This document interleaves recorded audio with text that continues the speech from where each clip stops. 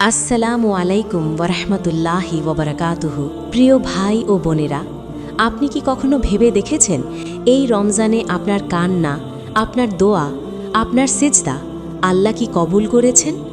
আপনি কি সত্যিই সেই সৌভাগ্যবানদের একজন যাদের সম্পর্কে আল্লাহ বলেন, নিশ্চয়ই আল্লাহ মুত্তাকিদের আমল কবুল করেন? সূরা মাইদা ২৭। আজকের এই ভিডিওটি হয়তো আপনার জীবনের সবচেয়ে গুরুত্বপূর্ণ ভিডিও হতে চলেছে, কারণ আজ আমরা জানব রমজানে এমন ৫টি স্পষ্ট লক্ষণ যেগুলো দেখলে বুঝবেন আল্লাহ আপনাকে কবুল করেছেন। আপনার রোজা, আপনার দোয়া, আপনার তাওবা আসমানের দরবারে গৃহীত হয়েছে। রসূলুল্লাহ সাল্লাল্লাহু আলাইহি ওয়াসাল্লাম বলেছেন, যে ব্যক্তি ঈমানের সাথে এবং সাওয়াবের আশায় রমজানের রোজা রাখে তার পূর্বের সব গুনাহ মাফ করে দেওয়া হয়। সহিহ বুখারী ও মুসলিম। কিন্তু প্রশ্ন হলো, আপনি কিভাবে বুঝবেন আপনি সেই মাফপ্রাপ্তদের একজন? আজকের আলোচনায় আমি এমন কিছু ইশারা বলবো যা শুনে হয়তো আপনার চোখে পানি চলে আসবে, হয়তো আপনি আজই সিজদায় পড়ে কাঁদবেন। তাই অনুরোধ করব, ভিডিওটি একদম শেষ পর্যন্ত দেখবেন, কারণ শেষ লক্ষণটি হতে পারে আপনার জীবনের সবচেয়ে বড় সুসংবাদ। আপনি দেখছেন আপনার প্রিয় ইসলামিক চ্যানেল ইসলামের আলো, যেখানে আমরা কোরআন ও সহিহ হাদিসের আলোকে জীবনের সত্য কথা বলি। যদি আপনি চান এই রমজানে ১০,০০০ মানুষের মাঝে দাওয়াত পৌঁছে যাক, তাহলে এখনই ভিডিওটি লাইক করুন, শেয়ার করুন। হয়তো আপনার একটি ক্লিক কারো হিদায়েতের কারণ হবে। চলুন শুরু করি। রমজানে আল্লাহ আপনাকে কবুল করেছেন কিনা সেই ৫টি লক্ষণের প্রথমটি। প্রথম লক্ষণ, গুনাহের প্রতি অন্তরে ঘৃণা সৃষ্টি হওয়া। প্রিয় ভাই ও বোন, যদি দেখেন এই রমজানে আপনার অন্তর গুনাহকে আগের মতো ভালোবাসে না, হারাম জিনিস দেখলে, মিথ্যা বলতে গেলে, গীবত করতে গেলে হঠাৎ করে ভেতর থেকে একটা বাধা আসে, একটা অপরাধ বোধ জেগে ওঠে, তাহলে বুঝবেন এটা কবুলিয়তের বড় একটি লক্ষণ। আল্লাহ তাআলা বলেন, কিন্তু আল্লাহ তোমাদের কাছে ঈমানকে প্রিয় করে দিয়েছেন এবং তা তোমাদের অন্তরে সুশোভিত করেছেন, আর কুফর, পাপ ও অবাধ্যতাকে তোমাদের কাছে অপছন্দনীয় করে দিয়েছেন। সূরা হুজুরাত। দেখুন, গুনাহ করার পর যদি আপনার চোখে পানি আসে, যদি সিজদায় গিয়ে বলেন ইয়া আল্লাহ আমি আর করব না, তাহলে এটা প্রমাণ যে আল্লাহ আপনার হৃদয়কে জাগ্রত করেছেন। কারণ মৃত হৃদয় গুনাহ করে কিন্তু কাঁদে না। রাসূলুল্লাহ সাল্লাল্লাহু আলাইহি ওয়াসাল্লাম বলেছেন, পাপ সেই জিনিস যা তোমার অন্তরকে অশান্ত করে। সহিহ মুসলিম। তাই যদি আপনার অন্তর এখন গুনাহে অশান্ত হয়, তাহলে হতাশ হবেন না। হয়তো এটাই আল্লাহর পক্ষ থেকে ইশারা আপনার তওবা কবুল হয়েছে এবং তিনি আপনাকে নিজের দিকে টেনে নিচ্ছেন। দ্বিতীয় লক্ষণ, ইবাদতের প্রতি অদ্ভুত স্বাদ ও ভালোবাসা অনুভব করা। প্রিয় ভাই ও বোন, যদি দেখেন এই রমজানে নামাজ আর শুধু দায়িত্ব মনে হচ্ছে না, বরং সিজদায় গেলে শান্তি পাচ্ছেন, কোরআন তিলাওয়াত করলে হৃদয় নরম হয়ে যাচ্ছে, তারাবিতে দাঁড়িয়ে থাকতে কষ্ট হলেও মন চাইছে আরেকটু দাঁড়াতে, তাহলে বুঝবেন এটি কবুলিয়তের লক্ষণ।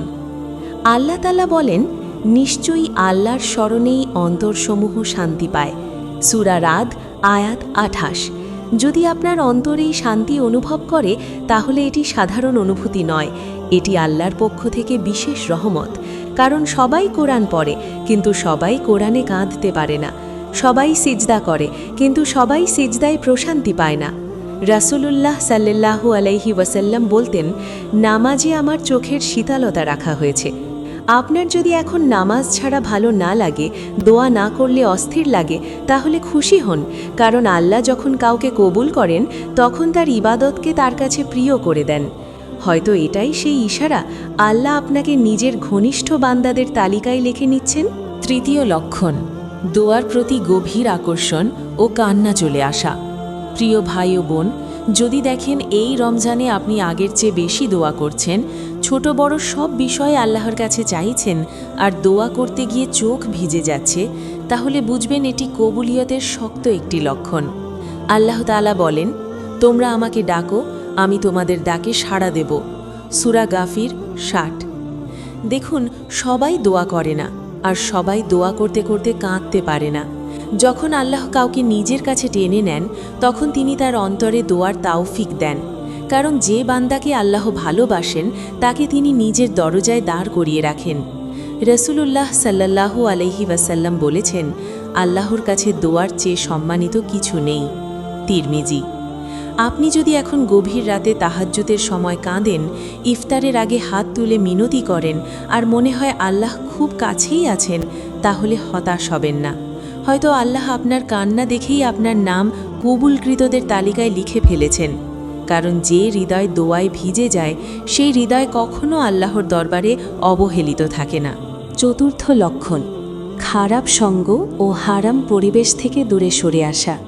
প্রিয় ভাই ও বোন, যদি দেখেন এই রমজানে আপনার মন নিজে থেকেই খারাপ সঙ্গ এড়িয়ে চলছে, আগের মতো আড্ডা, গীবত, অশ্লীলতা বা সময় নষ্ট করা আর ভালো লাগছে না, তাহলে বুঝবেন এটি আল্লাহর বিশেষ অনুগ্রহ।